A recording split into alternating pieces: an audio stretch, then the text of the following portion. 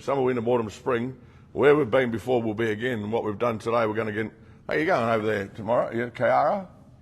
Where's your boy? Well done. Yeah, straight out.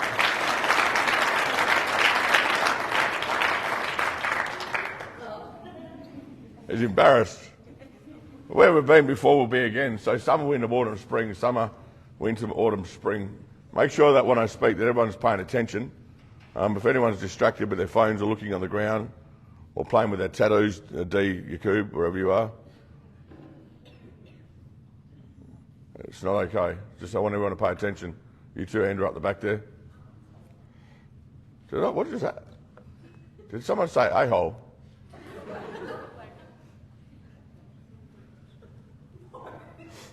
Did she? So it's because of that Pommy accent. So where we've been before will be again. So what I've said today, I'm going to have to say again in 3 weeks' time. There's summer, winter, autumn, spring. It's like you have one lot come in and they start learning it, and then they go to stage 2, and then all of a sudden you get another one in. So if you've heard it before, you're going to hear it again. And it's just summer, winter, autumn, spring, and it's like Groundhog Day, having to say the same thing. And 12 years of saying the same thing is doing my head in. I should be able to learn it, which I've done. I should be able to teach it, which I've done, and should be able to delegate it, which I've done. But you learn it, you teach it, you delegate it, and then a group of people move on and go somewhere else. And then you've got to learn it, teach it, delegate it, teach it the next one, learn it, teach it, delegate the next one. And so whether you've heard this the 50th time, whether you've heard it the 20th time, whether you've heard it the 10th time, or whether you heard it the first time, you've got to make sure that you look at it as if you're hearing it the first time. Because when I learn it, I teach it and I delegate it, those who get to stage 2, stage 3, they're the ones that are not doing what it is that I told them to do in stage 1, and they forget. And so I'm having to continually repeat myself over and over and over of the elementary rules of Shalom and the do's and the don'ts. And it does do your head in when people just don't actually get it when they should get it. The leadership should get it. Again, the red of reds, which is Ricky, red of reds should be catching up with his reds, all the reds in the houses, at least once, twice a week. That's all the men's houses. The red of reds should be teaching the reds. And the reds, every house has its own red, every house has its own green, every house has its own orange. So the red of reds will teach the reds, for those who don't understand the leadership structure, and the reds will teach the greens, which are 1 ICs, and the orange are the 2 ICs. So the red of reds teaches the reds, who teaches the 1 ICs, who teaches the 2 ICs, who run the house. So the 2 ICs run the house. If you're a resident in the program and you're in one of the houses, you should be approaching your 2 IC when you ask questions, not your 1 IC or your red. You should be honouring the 2 IC to help that 2 IC learn. And if you go to the 2 IC, and if everyone gets this, I don't have to keep doing this summer, winter, autumn, spring, and that's why I'm pushing it so hard.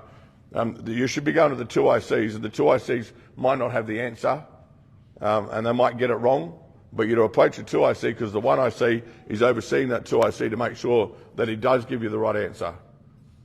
And that way you're helping the 2 IC learn, because soon that 2 IC will be a 1 IC, and that 1 IC will be a red. And so all it is discipleship. So again, if you're in the houses, please approach your 2 IC for issues to do with the houses.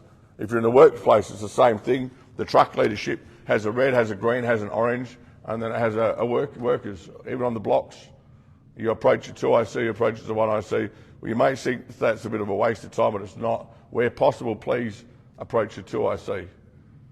Everyone understand? Yes. Can't hear? Yes. 1 IC approaches the... No, the 1 IC approaches the...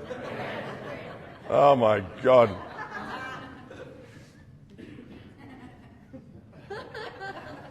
So 1 IC approaches the red, and the red's overseeing the 1 IC. The red's overseeing the 1 IC to make sure he gets it right. And if any of you disagree with the leadership decision that they've made, or you feel that they've got it wrong, you can ask them to upline it. You say, listen, can you upline that? I'm not trying to be rude, not trying to be hard, but I just don't necessarily agree. And that's cool to upline it, and if they've got to upline it, then it goes straight up to the red of reds. Or if it's a 2 IC and a 1 IC, it can go straight to the red, and if the red doesn't get it right, now you go, can you upline it? And then it goes from that red to the red of reds, which is Ricky. And then if Ricky don't get it right, and you don't agree with the red of reds, can you upline it? And then it comes to me. Red of reds ain't always going to get it right. Red's not going to always get it right. The two ICs, the one ICs ain't going to get it right, but I'm going to get it right because at the end of the day, the last decision is up to me. And if you don't like that decision, then leave. Being straight up with you. Yeah, that's it. Take it to God. You can take it to God because one day I'm going to stand before Him and I'm going to have to give an account of every word, every thought, every decision I make, the way I've spoken to you. I'm going to have to give account before God. I know it. I am a God-fearing man. I love God. I mean, it's a privilege to just to know He's real, to serve Him. It's a privilege to do what I'm doing. I don't take it for granted. I love you and I care about you, not in the way you want me to, but the way I need to. And one day I will stand before God. I mean, there's some people that I've had on the phone that I know in the past have committed suicide. There's just times where I would walk in the office and if you've been part of one of my intakes where I've got to rip into your mum or your dad and I've got to watch them bawling their eyes out when they walk out the office, I start crying because I don't believe that I should speak to a woman that way. But I can't be what they want me to be. I'll get about what they need me to be. It says work out your own salvation with fear and trembling. It says to run your own race with purpose in every step. You're going to be accountable for the decisions you'll make. I'm going to be accountable for the decisions I make. And so again, a possessed person in my position, I can't take that position lightly, and I don't. Reporting for Centrelink. Centrelink was set up by a government for people in short-term needs of crisis. Now, I want a response from everybody here, and just be truthful. John 8:31-32 says, if you abide in me and my word, you will know the truth will set you free or make you free. Who here has abused Centrelink most of their life? Put your hands up. Do a sweep with that camera. Keep your hands on nice and high. Do a sweep all the way around. Now put your arms down. All of us have done the dodgy on Centrelink. You get Centrelink and go get cash. Cash job where you just tell them whatever they want to hear to keep getting the cash. Centrelink was set up by a government for people in short-term needs of crisis, not for us to live off. All of you should not be receiving Centrelink after 4 to 6 months in the program, unless you are committed 100% to the program, whether that's in a voluntary capacity, whether you're learning a new skill, and you're using Centrelink for what it was set up for. But it's not for something that we should be abusing. We don't take your Centrelink. Every one of you have your own trust account. To stay here, it costs you $300 a week in rent. And if you can't pay your $300 a week in rent, then you can't stay here. Whether you get it from Centrelink, whether you get it from your mother, your grandmother, whether you get it from wherever you get it from, I don't really care. But it costs you $300 a week to stay here. And for those who do come in who are not on Centrelink, we only use Centrelink for what it was set up for, or you only use Centrelink for what it was set up for. And we make sure that when you do start paid work, that you declare everything you earn. When you start getting to the part where you're working for an external employer and you're getting 2 days a week paid work, the money that you earn in paid work disqualifies you from earning income through Centrelink. So basically you might be still on Centrelink, but if you are working 2 days a week paid work, you'll be receiving no money because of the money that you're earning paid work. Everyone got it? Yes. And so we only use, or you only use, Centrelink for what it's set up for. The reporting side, it's not up to us to report. It's not up for your one IC. It's up to you to remember when you report. The two IC in the house can remind everybody in the week at the beginning, hey, don't forget if you've got to report, don't forget you're going to report. And if you don't report, there's a fine for you not reporting. When you're sitting if you're going to social services, when you're sitting in a social service and they're sitting there because somebody doesn't report, they're stuck on the phone for like 4 hours trying to get through to Centrelink to fix up you not reporting. 4 hours of sitting there, and when you do that for 150 people, sooner or later it gets a bit much. So for one person not reporting, it's 4 hours. When you've got 3 or 4 people, it starts to actually take the time of the staff member who's supposed to be doing other stuff, but yet they're sitting on the end of the phone because you can't remember to report. It's not our job to remind you to report. If you don't report, you don't get paid. If you don't get paid, you can't pay your rent. If you can't pay your rent, you can't stay here. Can you see the domino? Kalgoorlie. Does any of the fellas interested in going to Kalgoorlie? We've got 3 beds up there. Adamowski, 2. Kalgoorlie, the culture in Kalgoorlie rehab is off the charts. They're doing exceptionally well up there. You really love it.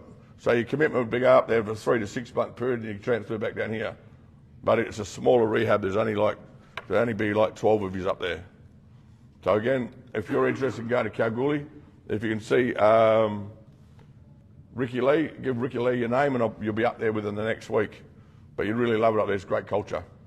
Also, anyone of the fellows, any of you new fellows interested in learning how to weld? That's not going to Kalgoorlie. Okay, so if you fellows who are interested in learning how to weld can see where Jeremy, and put your name down, because I don't want you doing welding by yourself. I want you to be able to teach somebody. The whole of Shalom, I've been going over to Shalom the last couple of weeks. The work that you do is not about doing the work. The work's about building relationships with the fellows. I want all of you to be able to enjoy rehab. It's not, if we get quite a landscaping job and we're doing fencing and limestone wall and paving, you picture the end product. You can picture what it is and you picture the end product. To me, I don't picture the nice astroturf and the level paving and the grass and the retic and the plants. I picture 6 or 7 blokes looking at the job that they've just done, and they said, I did that. You know, I want you to enjoy doing the jobs that you're doing. I don't want it about doing the jobs. I want those who's never done it before to have a crack at doing it. I want those with skills to teach those who don't have skills. Do you understand?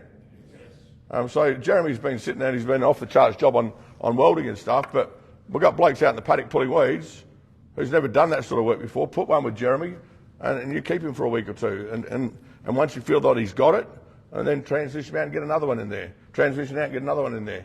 And if that's your direction, you want to be a boilermaker or a welder, we can get you an apprenticeship as a boilermaker or a welder. The whole of Shalom is a training field for you to learn what direction you want to do with your life.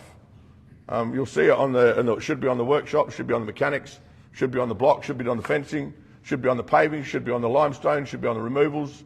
It's definitely in the office and the accounts. Girls get a chance to learn MyOb or new skills in the accounts. Even the resident care, administration, social services, medical, program manager. A lot of people don't realise, but when they get having a crack at actually doing office administration, all the things come alive and they think, wow, I never had this opportunity before. And so I want to use all of Shalom as an opportunity, whether it's in a cafe, doing barista, whether it's making food. All of Shalom is an opportunity for you to find out what direction you want in life. While you're here, I want to try and give you as many opportunities as I can for you to actually find that direction. So if you're a paver, just because you're a paver doesn't mean you're stuck paving. You could actually run a business, or you could use a welder, or you could be a mechanic, or you could get a second trade. Everyone understand? Yes. So I want the whole of Shalom to be the same. All the leaders on the trucks, please make sure that you're aware of that when you're going out in the jobs. Just stop in the morning, and I've been purposely doing team meetings to find out what skill do you have, what skill do you have, what skill do you have, and mixing these all up. And if you're in rehab, you're not just in here to change your life. In other words, to learn from those who are ahead of you, you've got to learn to put into those who are coming behind you. We're going from one culture to another culture. One hand forward, one hand back. We're all going to make mistakes. We're all come from the same background. The whole of Shalom is actually run by people who are in the program or who were in the program. Isn't that awesome? Yes. So it's all lived experience. God has chosen the weak and the null and despised things of this world to nullify that which is. And it's all of us. We've all been there. We've all done that. I mean, you help me as I help you. You help the other person coming behind you as other people help you. We're all ex-meth heads or heroin heads or prescription heads or sex workers or whatever, you mean. We've all been there. We've all done that. But we're all in the same point. We're at a point we're going to do 100% whatever it takes to change our life. So the Calgary, don't forget the Calgary fellows to make sure that they go to Ricky. And don't forget the Boilermaker fellows go to you and you pick one. And you start rotating and working with Hayden. Hayden can't speak today because he's got a cracked rib. When you come in the buddy system, some people will be complaining about the buddy system.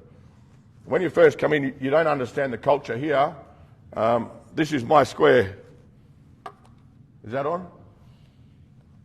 Or does it just go snooze?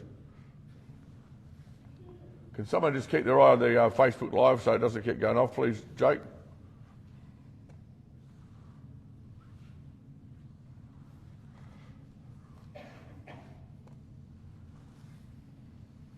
Which means you're probably going to give the remote to somebody who's going to keep their eyes on top of it.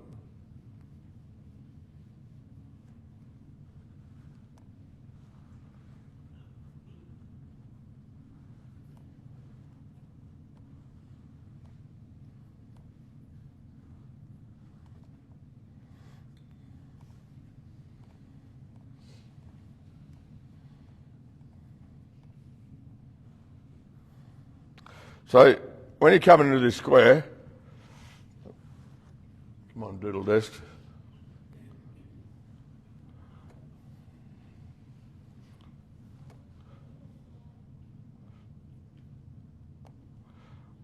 They've changed it again. Isn't that rude?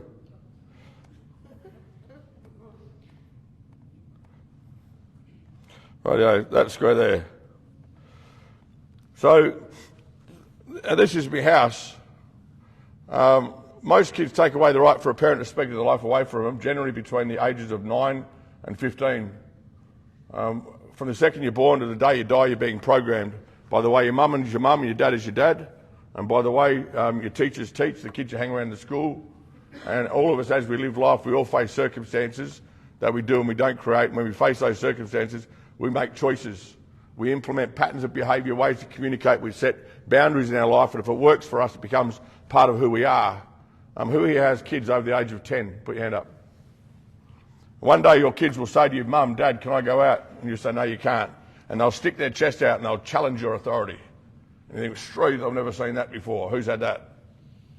Well, that's the day where they say, I no longer give you permission to speak into my life. Everything that you've done from the day they're born until that day now will start outworking in them.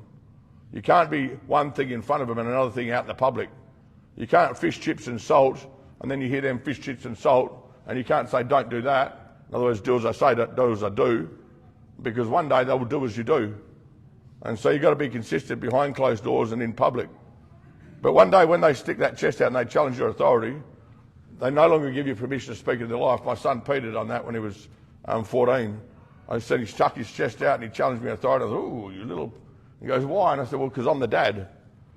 And then I worked away and I heard God say that we got to go back and let him go. So I went back and I sat my son down and said, son, what you did before you challenged my authority, and that's not okay. Whose house is this square here? Is it ours, Dad? I said, no, who pays the mortgage? Or you, Dad? Who puts the food in the cup? You, Dad. Who pays for your school? You, Dad. Well, this is our house, son. But from today onwards, this is my house. You've taken away for the right for me to speak your life away from you. He goes, how, Dad? And I said, well, you just challenged my authority. And what I recognise you're saying is, Dad, I want more control of my life. And then he just broke down and cried. He says, yeah, Dad. All my friends are doing this, and they're doing this, and they're doing this, and doing this, but you just keep controlling me. And I said to my son, I said, son, I love you, son. I care about you, son. I'm scared. He goes, what are you scared of, Dad? And I said, well, mate, I spent 26 years in prison institutions, grew up in the streets from when I was 7. 7 years in Longmore, 2 years in Riverbank. My whole childhood was stolen from me. Picked some arms, smoked pop pills. You know, I got sexually abused when I was 8. I'm scared, son, that you're going to live the life that I've lived. And he goes, Dad, I'm not like you. And I said, son, I'm scared. But what I recognise is that you're saying I want more control of my life. He goes, yeah, Dad. And I said, well, from now on, Fridays you can go out and do this. Saturdays do this, Sundays do that. But Friday nights, you may just let your mum know where you're staying. Saturday nights, let your mum know where you're staying. And Sundays, I want you home by 10 because you got work at school the next day. He goes, yeah, Dad. And you can see like you won the lotto. And I said, son, see this square? This is me and your mum's house, but we want you to stay in this house. But if you're going to stay in the house from this day forward, these are the rules for you to stay in the house. I'm not having anyone smoking drugs or using drugs on or off the property, ever. If I ever find out using drugs on or off the property, I'm kicking you out. Okay, Dad. And I said, I want love, I want joy, I want peace. I want you to honour your mum. I don't want your mum to be scared. So if you are going to stay out over the weekend, just let your mum know where you're staying. Okay, Dad. And I said, well, as long as you do that, mate, you're welcome in the home. But no alcohol, no sleeping around, no drugs, and just the rest of it, just do what you want. And it was like you won the lotto. And I said, see this square in the corner, son? I said, this is me. From now on, I'm not going to control your choices, but I'm here in the corner for you. And if you ever face circumstances that you do or don't create and you want advice, I'm more than happy to give you advice, but you don't have to listen to what I say. You can come to me, I'll give you advice, and if you want to go do the opposite, hey, that's fine with me. But I'm not going to be there for you the way you want me to, but I'm going to be there for you the way we need me to. And then I watched my son put into practice everything he learned from the day that he was born to the day where he took away the right for me to speak to his life away from me, and he started developing his own personality. I've seen my son Ryan do it, I've seen my son Peter do it, and they learned to become a man. They implemented everything that I put in him up until that time where they took away the right for me to speak their life away from them. And 90% of you here, us here, the root cause of why we are like we are is childhood trauma. There's abandonment, unforgiveness, bitterness, resentment, anger. And we're surrounded by mum who didn't do this or dad who didn't do this. We've moved for 16 different schools, and all we ever wanted was one school, to be able to jump up in the morning and run up the corridor and jump in bed with mum and dad for cuddle, to have one mum and dad, family holidays, do the normal stuff. But a lot of people actually haven't had that, and that's where all of that starts out working in your life, and then you turn to drugs and substances and you find your identity around people who are doing stuff that you've never done before. You stick the pick in your arm, smoke the pipe, the pop of the pill, and when you feel the euphoria of the chemical come over the top of you, you feel like I fit with this mob. But the problem is they're doing stuff that you've never done before, and now you're going to go down a dark road. But this square here, all of you here, you've hit the bottom of the bottom of the bottom, but you are where you are because of your choices. You can't blame other people. You're a grown adult. You've taken away the right for other people to speak in your life away from you, but you are where you are because of the decisions that you've made. In life, all of us are going to face circumstances that we do and we don't create, and with every circumstance you face determines a choice you make which is going to give you an outcome. Most of the decisions that you've made are out of anger, unforgiveness, bitterness, rejection. You blame everybody else for why you are like you are, when reality is, even though you've faced a bad circumstance, you can still make a good choice. Understand? Yes. And so this square here, you're coming into Shalom, and it's up to all of us to make this square a place where we can all live. I want love in this place. I want joy in this place. I want honesty. I want integrity. I want transparency. I don't want anyone to feel intimidated or bullied at all in any way, shape or form. I'm giving everybody notice. On the weekend I had two fellas who were bridging up together, one who's supposed to be a leader, who should know better, and another resident, and they're bridging up together. If I have any bridging up, you are automatically, instantly out of the program on the street. No matter where we are, if there's any acts of violence from this day forward, or even leading to an acts of violence, you're no longer welcome in my home. I'm not having anybody here feel unsafe. Is that understood? Yes. I said, is that understood? Yes. Braden, is that understood? You're a leader, you should know better. Yes? And so you're all welcomed in this home, but these are the rules of this home. The buddy system, the reason you buddied up when you first come in is because most of you don't know the rules to the home. And we need to buddy you up. We need to pair you up in case when we go to somewhere, an event, you see a cigarette butt on the ground and you want to pick it up. There's no smoking here. You get caught smoking, you're out. We acknowledge for the first 4 weeks that you might be tempted to pick up a cigarette butt with lipstick that's soaked in water that you take back and dry out on the stove. I've done it. So we buddy up to help you to overcome that temptation. Don't do that, bro. It's not that we're trying to watch you do a pee, but we've got to buddy you up because sometimes you're detoxing, or you might chuck a seizure, or something might happen. So you buddied up for the first 4 weeks. After the first 4 weeks, and they're no longer buddied up. That's when you're really at stage one, where you can just go out in the trucks and do different stuff. But the first 4 weeks, everyone's going to be buddied up.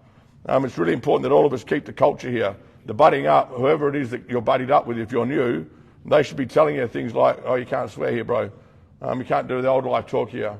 You've got to learn to not attack and defend, but you've got to learn to communicate this way. And you've got to, whoever you're buddied up with should teach you about the reds, the greens and the oranges, so I don't have to keep doing that every week. They should be teaching about the rules of the house, so why we do the activities. They should be teaching about the program. Whoever it is that you're buddied up with, they should be putting back into that new person what it is that they've learned. And obviously it's not happening because I'm having to keep regurgitate it, or it's keep coming up on the notes. It's up to the reds to teach the greens, to teach the oranges, to run the house. And if you're a new person, you're buddied up with somebody, whoever that buddy is, his job, they've been charged with the responsibility to teach the new person the elementary basics of the house. Everyone understand? Yes. Gossiping. Now, gossiping. And did you know, I can't better know that, I'll probably get in trouble. You can sit there, and if you've got somebody that tells you something, a rumour, just say this person here has just got this, my little sick man, this dude here.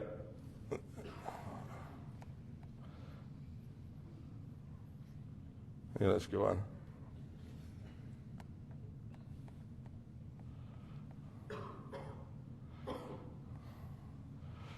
Somebody whispers to you something and they say, did you know that Beck went out on the weekend and I won't use girl, do you know that Jaden went out on the weekend and that he was seen at Connections.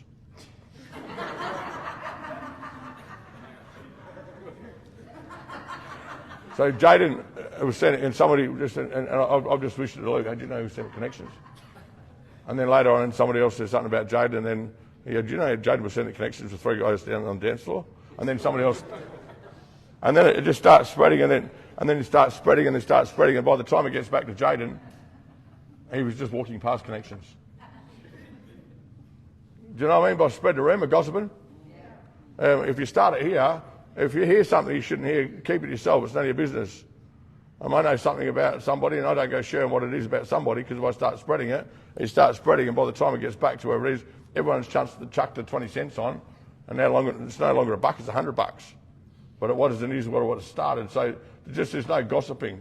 You can't talk about somebody else behind their back here, because all you're doing is sowing division. If you see 3 fellas having a fight or having an argument, and you see one fella watching on, both of us, we get this fight, the light, dark, good, bad, God, devil, and one of them says, he's a bit of a prickle, and your brain thinks about it, says, yeah, that's right, he's a bit of a prickle. You can hear stuff when someone gossips about somebody, and depending on the depth of what it is they're gossiping about, your brain thinks about it, says, yeah, that's right, and then you can look at the person, and you don't even like the person, you want to stick their head through a cheese grater, yet they haven't done anything. Who's had that before? Again, it's gossip. If you have someone coming up to you and gossiping, you should be saying, hey, bro, I don't want to be rude, don't want to be disrespectful, but I don't want to hear that. Don't let it go from your head into your heart, because if it goes from your head into your heart, then later on you might be working with that person, and you've got somebody else's words that have gone from your head to your heart. As soon as he does something wrong, you're ripping into him, but he's done nothing wrong, and you've judged him because of what somebody else has said. There's no gossiping in this square. Get it? No gossiping. What else isn't there?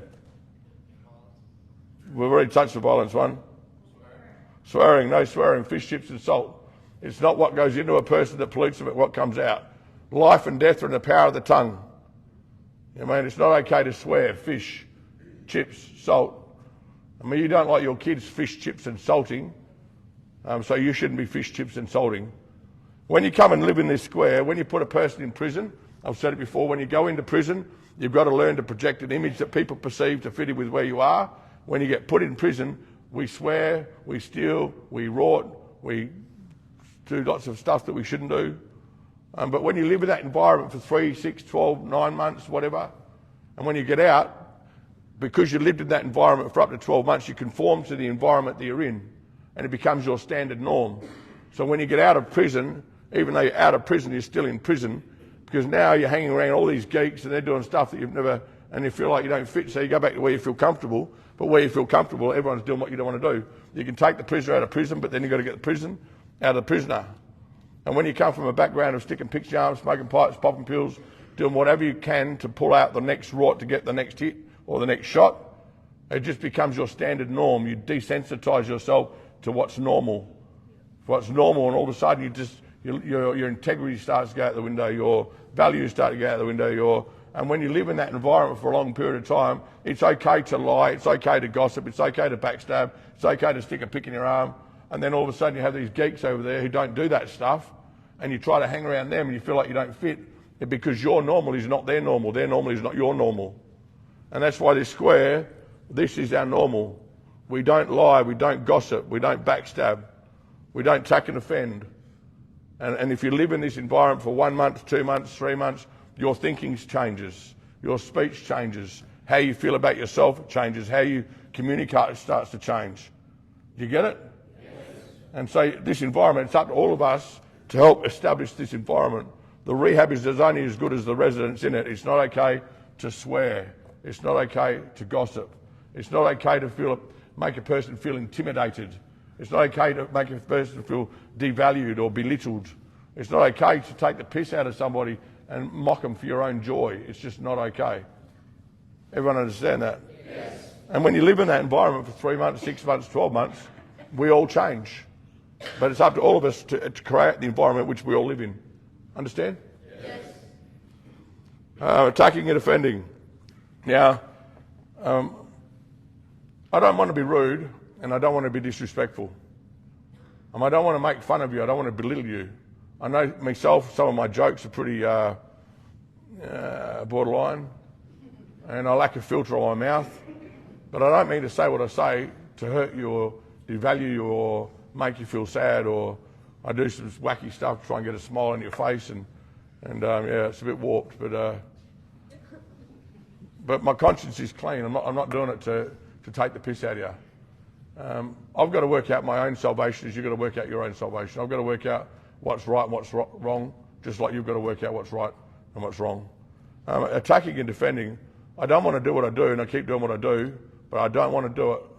And unless somebody actually tells me what it is that I'm doing that I shouldn't do, I'm not going to see it.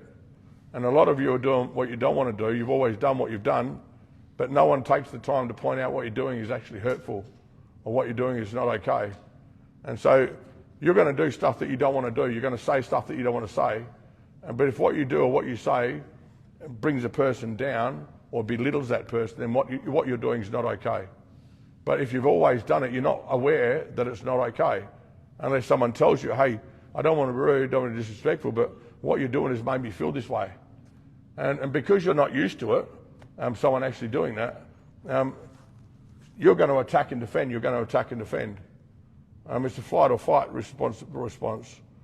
You're not used to actually someone coming up and saying, hey, but I don't want to be rude, don't want to be disrespectful, but you come across as extremely arrogant every time you give me instructions. It's like, oh, I come across as arrogant. And so you're going to attack and defend. But you should be approachable. All of us should be approachable. We should be able to have anyone come up to us and say, hey, don't want to be rude, don't want to be disrespectful, but every time you do this, it makes me feel this way. Oh, okay, well, Struth, I'm really sorry. I didn't mean to do that. It won't happen again. If I do it again, can you just do what you just did then and help me to see what I can't see? Because I really appreciate the fact that you did come up to me then and tell me that, because now I can see it. I'm going to be more aware. And when I get up here like this, hey, I'm saying to all of you, I don't mean to be rude. I don't mean to disrespect you. I don't want to tear you down and belittle you. I don't want to make fun of you. And if you feel that I ever do make you feel that way, please help me to see what I can't see, so I can be more mindful of what it is that I'm doing that's hurting you. And so I don't do it anymore. Help me to change. And you should be the same attitude in your work trucks, in the houses, in the home. You're going to do stuff that you don't want to do. You're going to say what you don't want to say. You're going to attack and defend. But I want to be teachable. I don't know about you, but you've got to be teachable. Unless you're teachable, you ain't going to learn. Everyone get it? Yes. And so give permission for other people to speak in your life. Help them to see what you can't see. And again, that's why you're here. Unless you get all these bad stuff out, in other words, the stuff that you used to do, that you shouldn't do, the lies, the deceit, the unforgiveness, the bitterness, the resentment, unless you get all of that out of you, you're going to continue to stay as you are.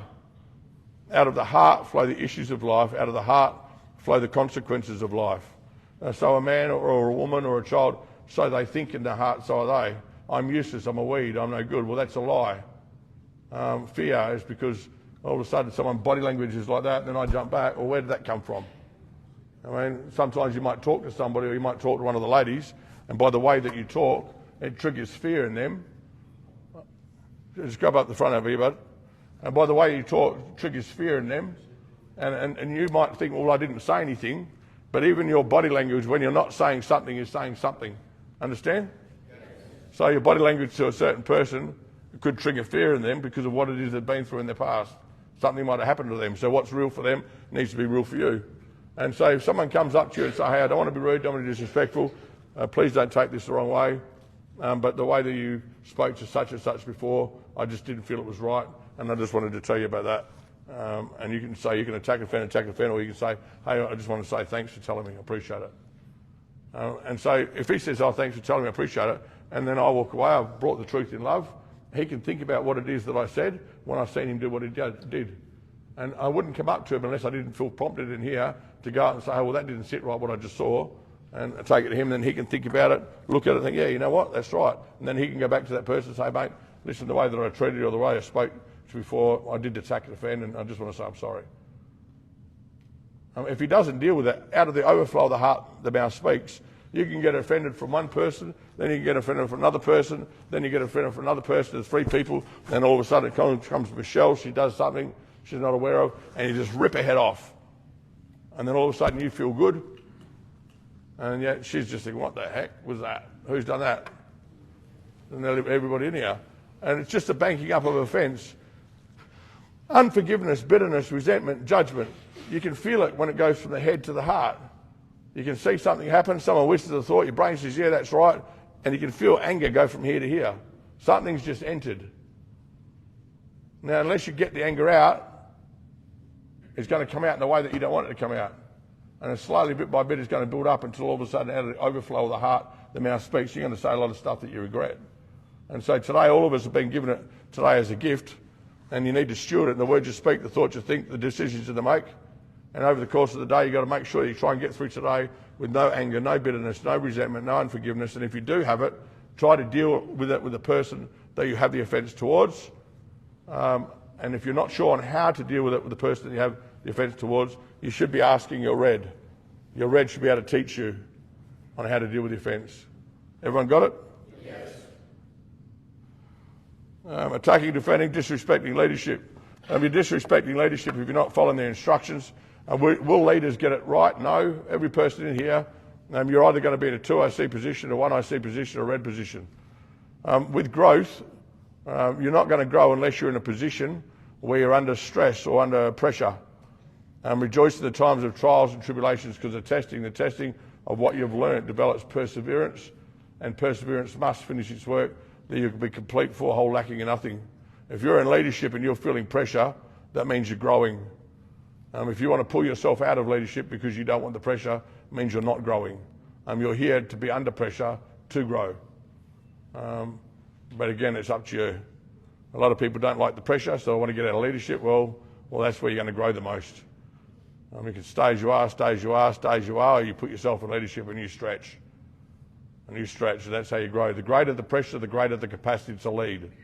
Those who can handle the pressure and put up with that pressure, you're going to be growing and growing and growing and leading. It's like with a 100 mil bag. I remember when I first started Shalom, it was like a 100 mil bag, and I had a wall thickness of plastic like that. And it was like I got put in it, and I had 4 people around the outside holding the bag, and just everyone just kept jumping on my head, and just that much pressure. It wasn't funny. And then when all of a sudden one day I just felt like the pressure lifted off, I just stepped out of the bag. But the bag, I looked at the bag, and it had gone from a wall thickness to that. It had gone from a 100-litre bag to a 300-litre bag. And it was like, oh, just had a break, season of rest, that was good. And then all of a sudden I got thrown back into the bag again, and then everyone just jumped on top of it, and I'm having to make decisions here, do this here, cop and media here, and it's like, and it went for like 3-4 months, and it's like, there's days I'd just go home and curl up in a ball and cry. But I know that those times are what grew me, and those times are what changed me. That's what empowered me and strengthened me, and if it wasn't for those times, I wouldn't be where I am today. The greater the pressure, the greater capacity to lead. Now I look back, and then my bag that was a 100-litre bag is a 500-litre bag. And the wall thickness is like that, but you can still grow it. I mean, the greater the pressure, the greater capacity to lead. Rejoice. Again, I say rejoice in the trials and tribulations. And it's when you feel like you've got nothing to give that God shows you that you've got something to give. I mean, it's when you're weak that He shows you that you're strong. Never ever run from leadership, or never run from pressure, run to pressure. Never run from the fire, run to the fire. The fire will purify you. It will empower you. It will strengthen you. Never run from pressure, run to pressure. Never run from trials, run to trials. If you run from trials, you're going to one day have to go through that trial again. It's like climbing a ladder. The gap in the ladder, hallelujah, lovely, everything's nice and dandy, and then the rung. And we're going from grade 1 to grade 2 to grade 3 to grade 4. And if you run from that trial or run from that pressure, you're going backwards. But if you run to that pressure and you push through it, then there's joy at the other side of that pressure. And then there's another rung, and there's joy at the other side of that pressure. Then there's another rung, and there's joy at the side of the pressure. It's like this ladder here, from glory to glory, from grade 1 to grade 2 to grade 3 to grade 4. And how you learn in the gap of the ladder is different than how you learn with the rung of the ladder. The rung of the ladder is making the right choice, but how you learn here is different than how you learn here. And then it's different than how you learn here. We're being transformed to change from glory to glory, from impurity to purity. It doesn't come in a plastic bag. If you're in leadership, don't run from leadership, run to leadership. If you're in trials, don't run from the trial, run to the trial. If you run from the trial, you're going to have to do it again. If you run from the trial, you have to do it again. If you feel uncomfortable and want to run from what you're feeling uncomfortable from, you're going to have to do it again. you will do it again. Whether you like it or lump it, whether you do it now, whether you do it later, you're the one that determines how fast you grow by the decisions that you make. You need to get that in your head. Communications between male and females. So whether you're gay, and whether you're a lesbian, whether you're the LGBT, whether you're whatever, or your sexual orientation preferences is, there's no relationships here. I'm not having any males communicate with the females. There is no relationships here. I'm not having females and females relationships, in other words, sexual relationships, male and male relationships. There's just no sex and no relationships here. Full stop. No more relationships, zero, none, squat, zero, diddly. Everyone understand that? Yes. Don't go getting the fluffies for another girl. Don't go getting the fluffies for another guy. Just there's no relationships here. No more Shalom weddings. Everyone understood? None. Mrs. Wynne. You had good fun on your baby shower. It looks like a lot of fun. Beautiful Shalom family, isn't it? Smoking. There's a zero tolerance to smoking. Anyone gets caught smoking, including leaders?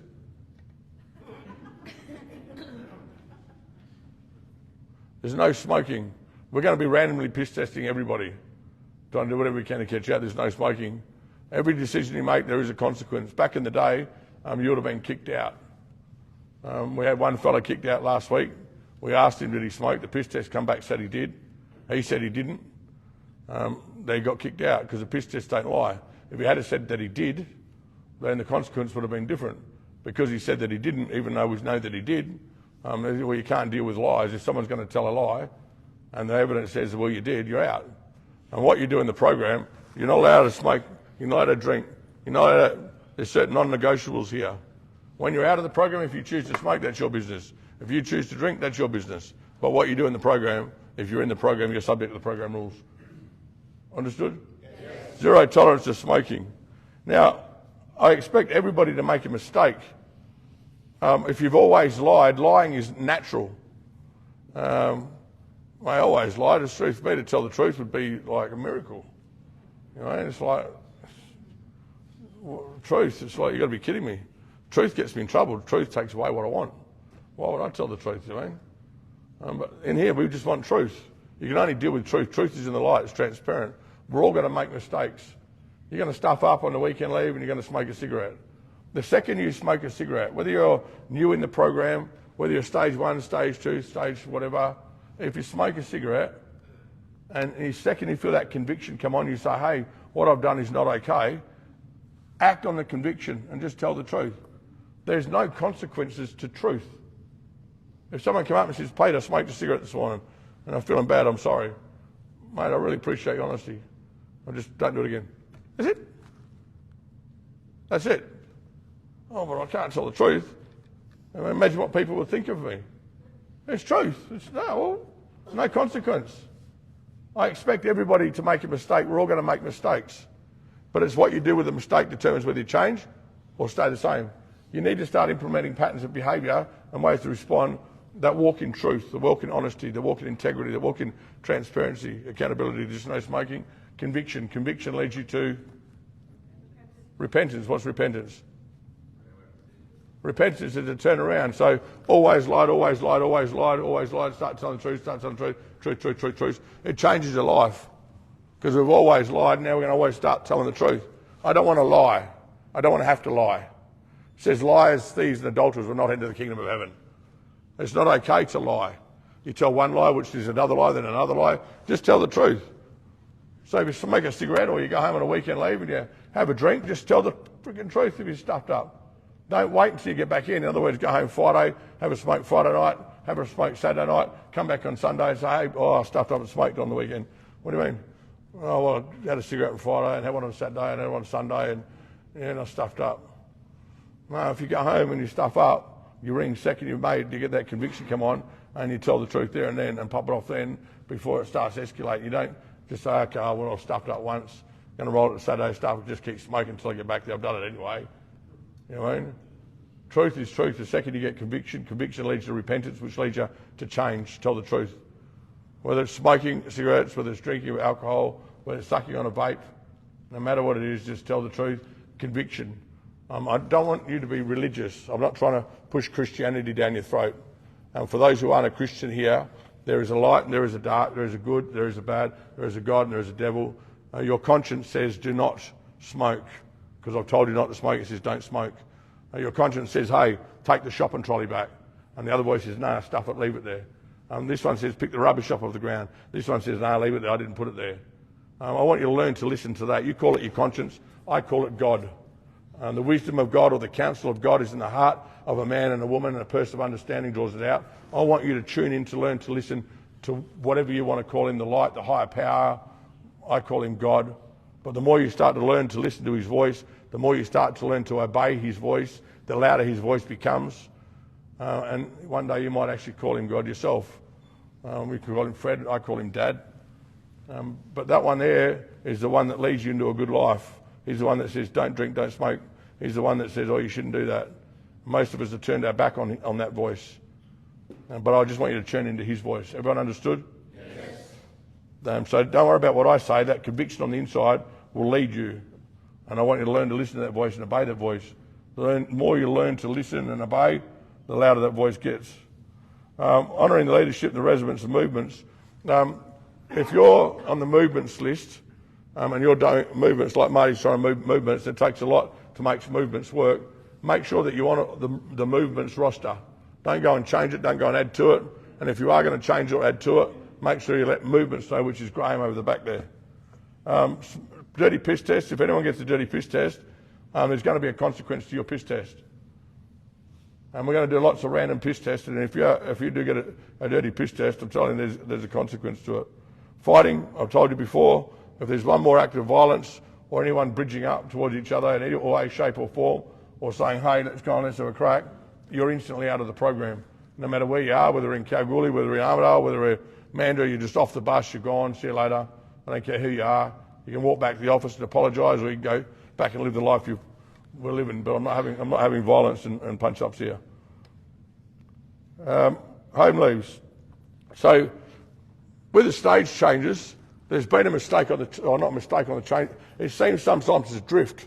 So you have the stage 1, stage 2, stage 3, stage 4, and then you have the stage 5. When you go from stage 1 to stage 2, if I get up here and I say, rightio, you're stage 2, when does that kick in, Isaac? No, it doesn't. It kicks in right now, you're stage 2. It doesn't come when the new roster comes out. It's automatically, if you go from stage 1 to stage 2, it's automatic. And if you're going from stage 2 to stage 3, that's not automatic, because there's a roster that needs to be undone. How it works. And so between whenever it is that you get made up stage and the next roster will come out, the next roster, that's when you're stage 3. But when I say you're stage 3, you should be given your phone within the first 3 days. You are stage 3, but until the roster comes out, you don't get the stage 3 privileges. So that's the only time where everything else is put on hold. But if you've been put to stage 2, you're stage 2. So whoever it is, a couple of weeks ago you got put to stage 2, you're actually stage 2 now. Stage 3s and 4s, when you go from 3 to a 4, there's no difference. You've got the 3 to the 4, you just got to wait for the roster to come out. And the only difference between 3 and 4 is you go from every week to every second week on the roster. So there's no real change. Everyone understood? Yes. Yep. Just when they go to stage 4, people like stage 3, should they not be getting their phone unlocked as they go to do the signing? Can I say that again? When the stage 3s, they go to their stage 4 signing, we used to get our phones unlocked on that day. But a while ago, that wasn't the case when we went in there. Unlocked to what point? Internet privilege. Stage 4? Stage 4, yeah. Yep, okay. No, if they said it's cool. Yes, Phil? Once you've signed your stage 4 agreement, you contact me. I'll know when that happens, and you make an arrangement to come and get your phone unrestricted, please. So I've had like 2 of them so far. If you've gone up to stage 4, you can come and you've signed your agreement. Much like the phone agreement with the stage 3, you get your phone straight away, but you don't go up, you don't get your other privileges. You come and see me, make that appointment, please. So everyone get that? Yes. So when you go from 3 to 4, there's a stage 4 agreement. Once you've signed the agreement, you understand what it is, then then it gets unlocked. Is that right, Jordan? And it can go from instant the day that you get made up, but again, it's working in once you've seen Phil. When you go, for those of you who've got phones, if any of you make a phone call on behalf of another resident and it gets found out, you automatically go back to 0. That's one of the real reds for me. If you've got a phone and you make a phone call on behalf of another resident and it gets found out, you will literally, I promise you, start the program right from the beginning, day one, or leave. Don't make a phone call on behalf of another resident at all. And if you do get found out, which we will be doing things to find you out, I'm telling you, you go right back to the beginning of the program. If you are stage 3 and you're coming and going off the property, it's not okay for you to pull into Coles or Woolworths and somewhere else and buy other residents who don't have that privilege, KFC or Chicken Treat or Nando's or it's not okay. That privilege is yours. You've earned that privilege. And again, you've got to respect the rules. These are the rules of this house. Everyone understand? Yes. So you know how Brian Johnson's in Patel. Was he allowed to? He's not in Patel anymore. He pulled out of the program. Oh, did he? Yeah. Okay. All right, scratch that. Yeah. So there's no contact with ex-residents at all in any way, shape or form who haven't completed the program. Does anyone not know why that is? Does anyone want to know why that is? Well, when you come here, you commit to do whatever it takes to change your life, correct? Yes. And a lot of people, I know myself included, there's lots of times where I can get out of jail and I can tell my family and my friends and everyone that I'm doing 100% perfect. Yet behind the scenes, I'm sick of pick smarts, smoking pipes, popping pills, and I just tell them whatever they want to hear. And they'll puff it up to make it seem that they're doing really off the charts, earning big money, they're doing this, doing that. If a resident doesn't complete the program and they hang around people like yourselves, and if they tell you that they're doing right when in actual fact that they're doing wrong, and they're smoking and they're drinking, and then you'll start getting it, well, if they can do it, then I can do it. And all of a sudden they're a bad influence on you because you choose to step out because they look like they're doing well. And then all of a sudden you find that they're not, but you've already chosen the choice to step out. Is that good or bad? And so why would I allow somebody around you that doesn't model what it is that we're trying to achieve? And so when I say to all of you, if you leave Shalom and you don't complete the program, you're not allowed to hang around any of my residents for at least 12 months. So if any of you leave, you have no contact with Shalom for at least 12 months. And you'll see in 12 months' time whether you've got it together or not together. I've got one fellow I know that is going well, but there's probably 99 that I know that's not doing well. And so the one fellow, I can see that he's doing well, so I've allowed him to go to couples night and also come on Tuesdays, but there's other ones like Andrew up the back there, who'll tell you that he's doing well, but yet he's not. He's just screwed up, living in his shed and doing all this stuff, but he won't tell you that, will you, Andrew? He'll just tell you what you want to hear, and that's not okay. I don't want you to be surrounded by that. I don't want none of you to get taken out. I want you to finish what you started. And I want your lives changed. As you change, your wife changes, your children change, your family changes. Everyone understand? Yes.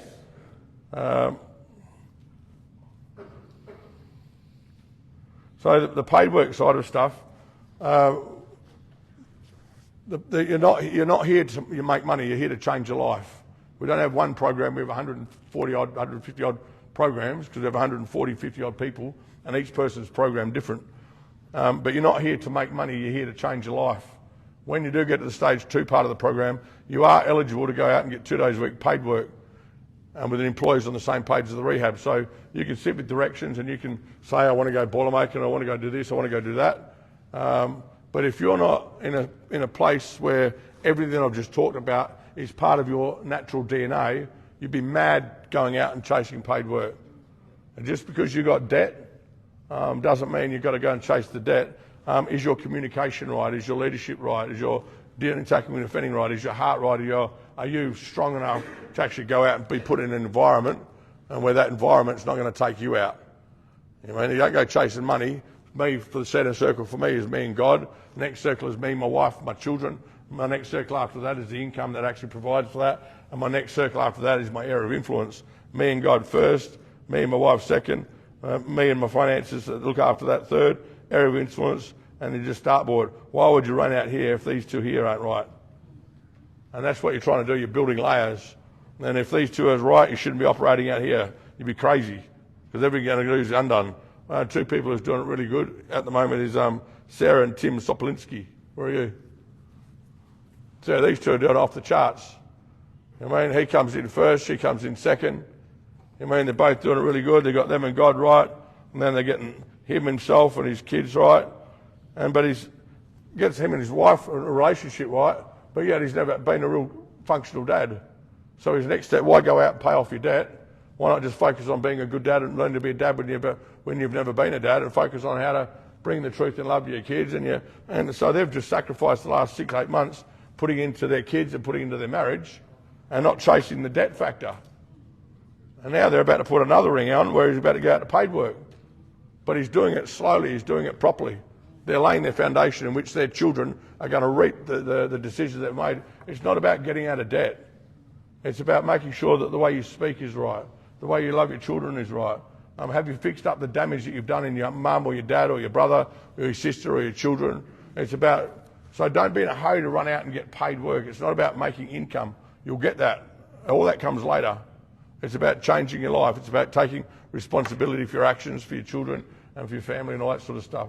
Everyone understand? Yes. So don't be in a hurry to go to stage 2. Don't be in a hurry to go to stage 3. Don't be in a hurry to go to stage 4. Be in a hurry to change your life. Look at every day as an opportunity to grow in the way you think, the way you speak, the way you respond, the way you act. Deal with all your hard issues. Bring out all the truth. Tell the whole truth and nothing but the truth, regardless of the consequences. Who cares what people think of you? Just walk in truth. Seek peace. Work to maintain it. Just be the best you can be.